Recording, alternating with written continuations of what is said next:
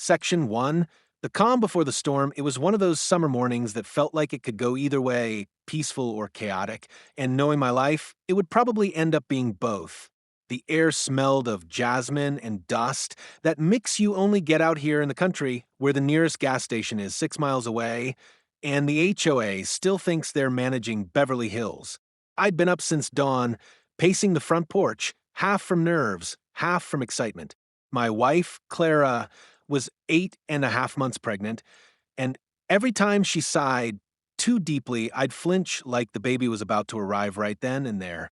We lived in the Silver Oaks community, the kind of gated paradise that looks good in brochures, but feels like a prison once you're inside. The HOA here wasn't a normal group of residents, they were a power-hungry gang of retirees with clipboards and binoculars. And at the top of their little hierarchy sat her, Karen Whitmore, HOA president, self-proclaimed guardian of community standards, professional meddler. If you had a weed on your lawn or parked your truck at the wrong angle, she'd have a violation notice in your mailbox before sunrise. Karen and I had been at odds since we moved in 3 years ago. I was one of the new blood, types the HOA hated, younger, independent, not easily intimidated. I didn't golf, didn't gossip, and sure as hell didn't ask permission to paint my own fence. That made me public enemy #1 in her book. But lately, her harassment had gone from petty to personal. She'd shown up unannounced to inspect our property twice that month, claiming my garden gnome violated HOA color schemes. When I told her to get off my property, she smirked, snapped a photo of me, and said, "You'll regret that attitude, Mr. Lawson." Still, I tried to keep the peace, mostly for Clara's sake. My wife was calm and gentle, the kind of person who could turn chaos into warmth. She'd always tell me, "Don't let Karen get to you. She feeds on attention." But that morning, even Clara's voice couldn't drown out the feeling that something was going to go wrong. Around 8 a.m., Clara started feeling cramps. "Probably just Braxton Hicks," she said, brushing it off with a smile. But by 10, those cramps had her gripping the edge of the kitchen counter, eyes shut, breath shaky. "Nope," I said, grabbing the hospital bag. "That's not practice anymore." I helped her into the car, double-checked we had everything, the ID, insurance card, phone charger, snacks, and started down the winding private road that led to the neighborhood gate. Silver Oaks had one main gate, controlled by a keypad and a guard shack. Normally, it was automated, but ever since Karen took charge, she'd insisted on manual entry. Security reasons, she said, though everyone knew it was just another way to flex control. As I drove, Clara's contractions got sharper. She was trying to be brave, her hand gripping mine, but I could see the panic flickering in her eyes. "You're doing great," I said softly, speeding up just a bit. We rounded the corner, and that's when I saw her. Karen's silver Lexus was parked directly in front of the gate, blocking both lanes. She was outside the car, chatting with the security guard like she was hosting a tea party. My jaw dropped. "Are you kidding me?" I muttered, slamming the brakes.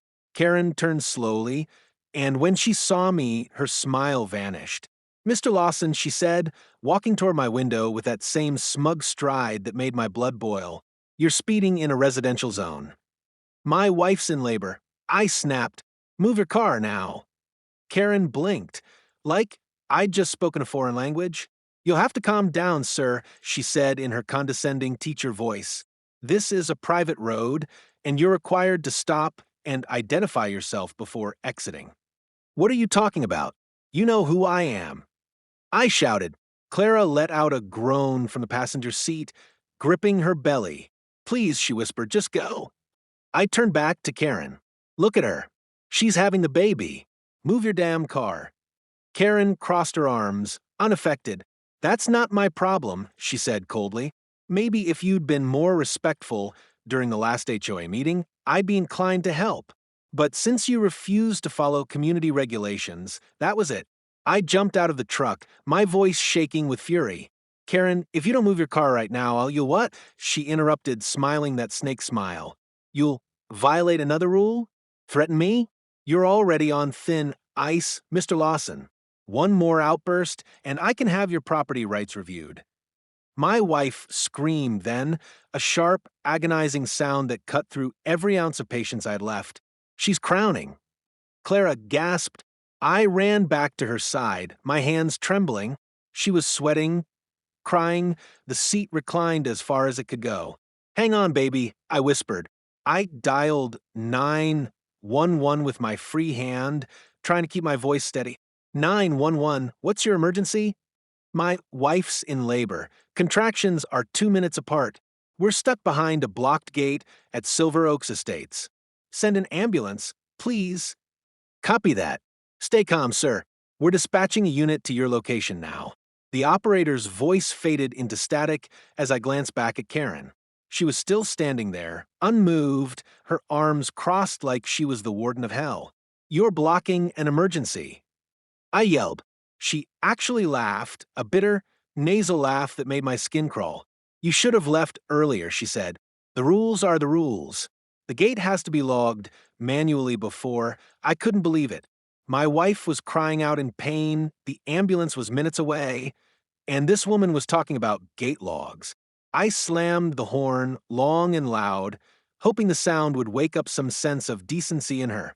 Instead, she waved to the guard, a meek kid who looked terrified, and told him, "Do not open that gate until I authorize it." The next few minutes felt like hours. I shouted. Clara cried. Karen argued with the dispatcher on the phone when they tried to tell her to move. When the ambulance finally pulled up behind us, sirens blaring, the paramedics jumped out, but they couldn't get through either. One of them, a tall guy with a buzz cut, ran up to her car and shouted, "Ma'am, we need to get through.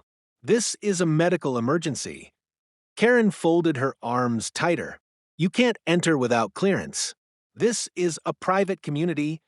That's when Clara screamed again, louder, her whole body convulsing.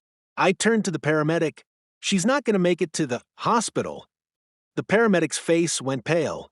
"Then we deliver here." And just like that, everything became chaos. Flashing lights, shouts, the sound of my wife's labored breathing, and through it all, Karen standing there, watching like a queen surveying her kingdom. She wasn't just heartless, she was enjoying it. That image, her smug face under the glow of the flashing red lights, burned itself into my mind. I swore, right then and there, that no matter what happened next, no matter what it took, she would never have power over anyone like that again. And I had no idea, at that moment, that her downfall had already begun. Section 2. The blockade the night my wife went into labor was supposed to be one of the most unforgettable and beautiful nights of our lives. I had rehearsed everything. The hospital bag was packed, the route to the hospital checked, the card gassed up, and the phone numbers saved. But none of those preparations could have prepared me for the chaos that came when we reached the front gate of our neighborhood. As I helped my wife, who was breathing heavily through contractions, into the passenger seat, the rain started to pour. It wasn't a light drizzle. It was a pounding, cold rain that made everything more urgent. Her contractions were getting closer, 3 minutes apart. I could hear the pain in her breath, the way her fingers clutched the side of the seat, and I knew we had no time to waste. The flashing red and white lights of the ambulance behind us gave me a bit of reassurance. I had called them the moment my wife screamed out from the living room, clutching her belly. They arrived fast, but because of how our neighborhood was structured, thanks to the HOA, no emergency vehicles could just drive in freely. The gate at the entrance was fitted with a key card system that only residents had access to, and the board had repeatedly ignored requests to give local emergency services permanent entry codes. I reached the gate first, fumbling to scan my card, but then I saw her, standing right in front of the gate in her ridiculous floral raincoat and holding an umbrella like she was guarding a fortress. Karen, the self-appointed queen of the HOA. She stood there with that smug expression, like this was just another opportunity to prove how much control she had over everyone. The ambulance pulled up behind me, sirens blaring. The paramedics jumped out, shouting for her to step aside. But she didn't. Instead, she raised her hand like a traffic officer. "You can't come through here without clearance," she shouted over the rain. "This is a private neighborhood. We have rules. I couldn't believe what I was hearing.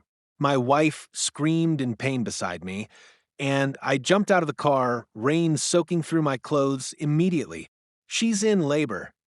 I yelled, "She's having our baby, move!" But Karen only frowned deeper. "I've told the board 100 times, outsiders can't just enter. If you needed emergency access, you should have filed the proper forms weeks ago. Rules exist for a reason." I took a step toward her, but the paramedics reached me first. One of them, a tall man in a soaked blue uniform, stepped forward with authority. "Ma'am, this is a medical emergency. Step aside, or we'll remove you." Karen tilted her head and crossed her arms. "I'll call security. I don't take kindly to threats.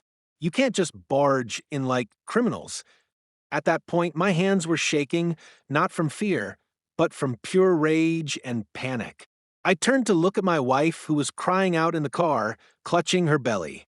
The paramedics were trying to radio for backup, but even that was delayed because the HOA gate's entry system had no emergency override. Every minute felt like an hour.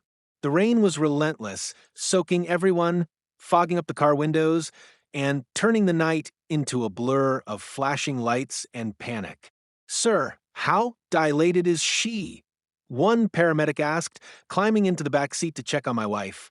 "We need to get her to the hospital immediately or deliver here if necessary." I swallowed hard. This wasn't supposed to happen here. Not at a metal gate, not in the rain, not because of a woman who had made my life hell since we moved in. But Karen wasn't backing down. She whipped out her phone and started recording us as if a woman in labor and medical personnel were some kind of HOA violation she could file later. "I told you," she snapped. "No emergency entry without prior authorization." One of the paramedics stepped forward again, voice booming, "Ma'am, if you don't step aside right now, we'll call law enforcement and you'll be held responsible for obstructing emergency medical services." And then, for a moment, she hesitated. But even then, she didn't move. She just kept repeating, "Rules are rules." The absurdity of it all hit me like a punch to the chest. My wife let out a scream that made everyone freeze. One paramedic shouted for the other to grab supplies from the back. They were preparing to deliver the baby right there at the gate. That was when something inside me snapped. The rain, the screaming, the flashing lights, the smug woman standing in the way of my family's safety. I couldn't take it anymore. "Get out of the way!" I roared. My voice echoed through the night, loud enough to make Karen finally take a step back. She looked startled, like she was finally realizing this wasn't about some neighborhood petty rule anymore. This was real. This was life or death. But the damage was already done. Precious time had been wasted. The baby was coming fast, and the paramedics were forced to act on the spot. As they rushed to set up emergency delivery equipment in the back of the ambulance, I stood there, gripping the gate, soaked and trembling, staring at the woman who had caused this nightmare. She wasn't smirking anymore. For the first time, I saw uncertainty in her eyes. But I didn't care. All I cared about was the sound of my wife's screams and the desperate rush of the paramedics trying to bring our child safely into the world. All because Karen decided that rules were rules. And in that moment, something inside me decided I wasn't going to let this woman get away with what she'd done. Not this time. Not ever. Section 3. The breaking point, the rain didn't stop. It came down in heavy, punishing sheets that turned the road into a river of mud and panic. The ambulance lights flashed violently against the wet pavement, bouncing off Karen's silver Lexus and the tall metal gate she refused to let open. My wife, Clara, was in the back of the ambulance now, screaming through another contraction, her hair plastered to her forehead. Her hands clenching the paramedics' arms so hard that her knuckles turned white. The paramedics were working fast, voices sharp and calm despite the chaos. One of them, the tall guy named Alex, barked orders into his radio, demanding that another ambulance approach from the service entrance. But we both knew it would take too long. The Silver Oaks gate wasn't just any gate. Karen had ordered it to be replaced last year with a high-security model that required remote authorization from the HOA office.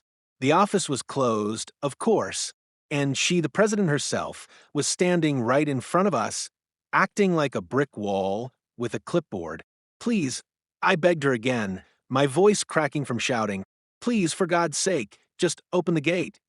Karen's mascara was streaking from the rain, her hair frizzed, but her eyes still burned with that sick, self-righteous power. You people always think rules don't apply to you, she said over the sound of the storm. Every homeowner agreed to the emergency entry procedure when they moved in. I can't just override it, because you're having a personal crisis. A personal crisis? I shouted. My wife's giving birth. She's bleeding. You're standing between her and a hospital. Behind me, Alex's voice cut through the downpour. Sir, she's at 9 centimeters. We're out of time. That sentence made my blood run cold. My head spun. The world narrowed to the sound of my wife crying out and Karen's voice still droning on about liability and community policy. It didn't even sound real anymore. It was like a bad dream that refused to end. Then I heard something that snapped me back to reality, a weak, trembling cry from inside the ambulance. My wife was sobbing, clutching at her stomach. I can't do this here, she whispered. Yes, you can, honey, said the other paramedic, a woman named Julia, her voice steady but urgent. You're strong, Clara. We've got you. Just focus on me. I turned to Karen, pointing a shaking finger at her. You better pray she and that baby make it out of this, I said through gritted teeth. Because if they don't, Karen cut me off, her voice shrill now, almost defensive. Are you threatening me? The paramedics didn't have time for the argument. Sir, we need you out of the way, Julia shouted. Now, I stumbled back as they laid my wife on a stretcher and began the delivery right there in the back of the ambulance, under the red lights, rain pelting the metal roof like thunder. I stood frozen, heart pounding, helpless. Every muscle in my body screamed to do something, anything, but all I could do was watch. Minutes stretched like hours. The paramedics worked fast, voices low and controlled. Clara's cries echoed through the storm. I actually prayed, out loud, begging whatever power was listening to just let them be okay. And then there it was. A cry. A tiny, beautiful, furious cry that pierced through the rain. She's here.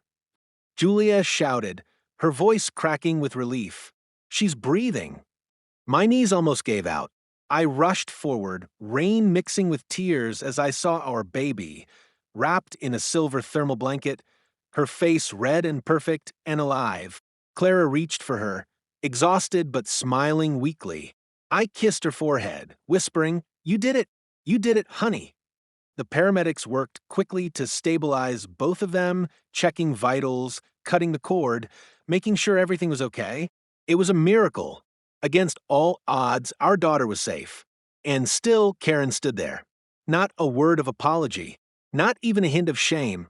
She just watched us like a hawk, her arms still crossed. The police arrived 10 minutes later, real ones this time. Not HOA, security, but actual county officers. They pulled up, lights flashing, and immediately started asking questions. One of them, a broad-shouldered sergeant, took one look at the scene and turned to Karen. Ma'am, are you the one who blocked the gate? Karen blinked, clearly not expecting to be questioned. Excuse me? I'm the HOA president.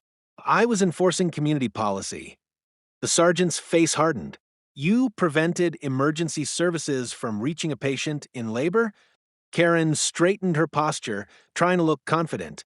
There are procedures in place for emergencies. He didn't follow them. The officer stepped closer. The procedure is, when emergency services arrive, you move your car and get out of the damn way. That was the first time I saw Karen lose her composure. Her lips trembled. I was just doing my job, she muttered. The officer didn't respond. He called dispatch, documented everything, and took down her statement. Another officer came to talk to me and the paramedics. Clara and the baby were being prepped for hospital transfer.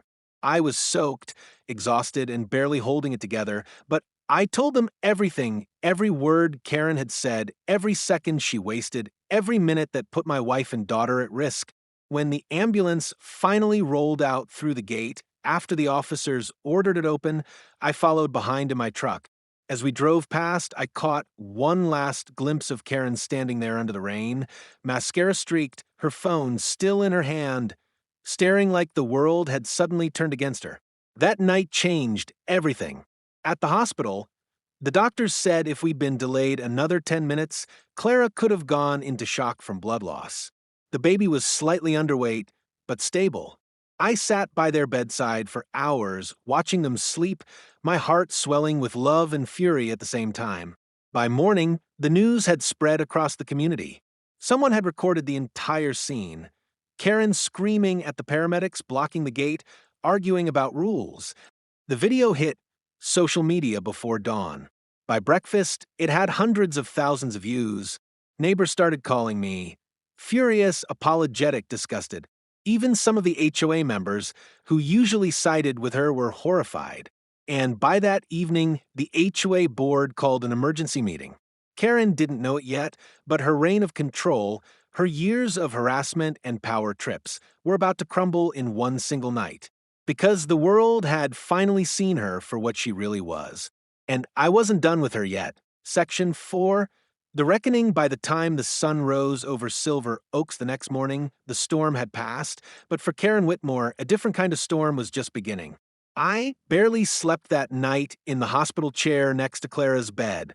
She was finally resting, our newborn daughter asleep in her arms, wrapped in a soft blanket with tiny ducks printed on it.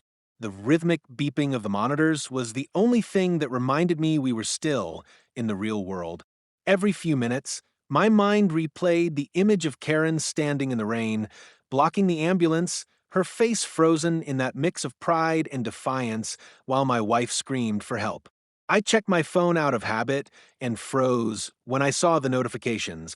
My inbox, messages, and social feeds were flooded, all with the same link. The video, the one someone had taken during the chaos at the gate. The clip was just under 2 minutes long, but it captured everything.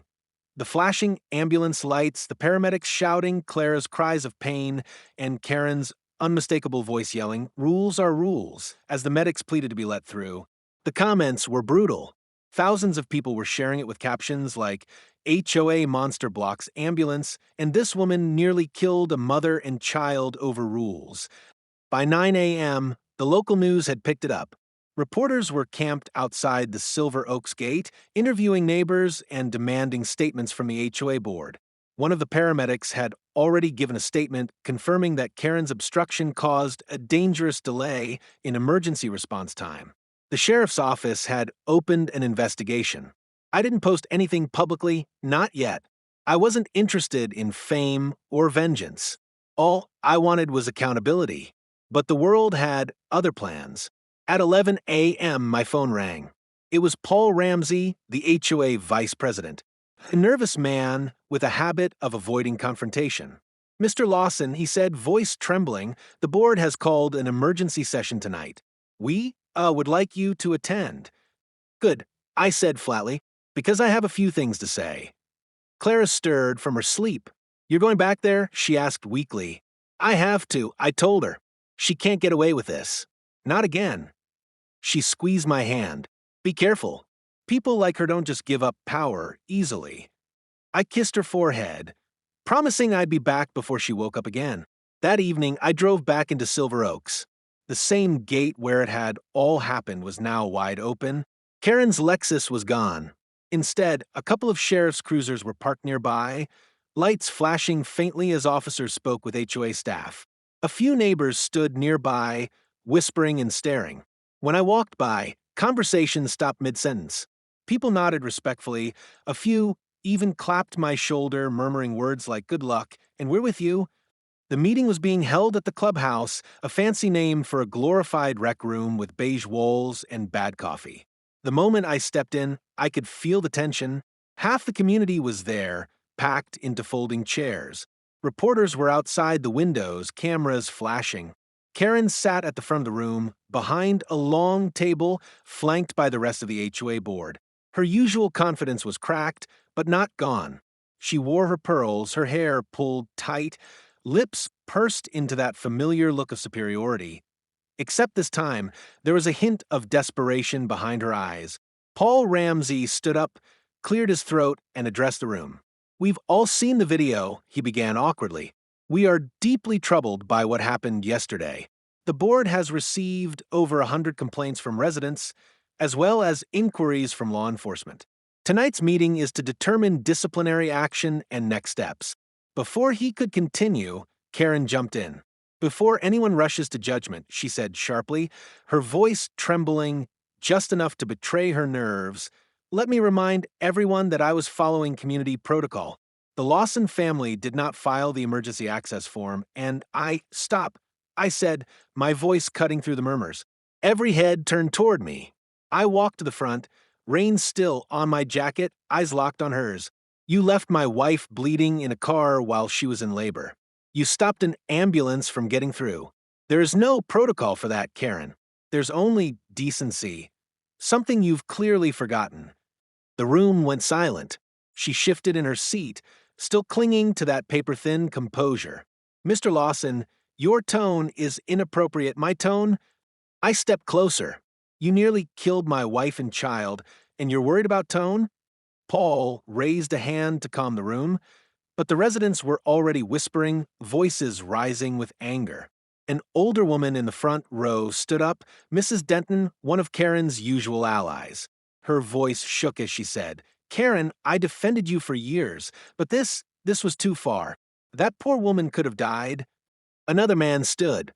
"You fined people for mailbox colors, Karen, for parking on the wrong side of the street.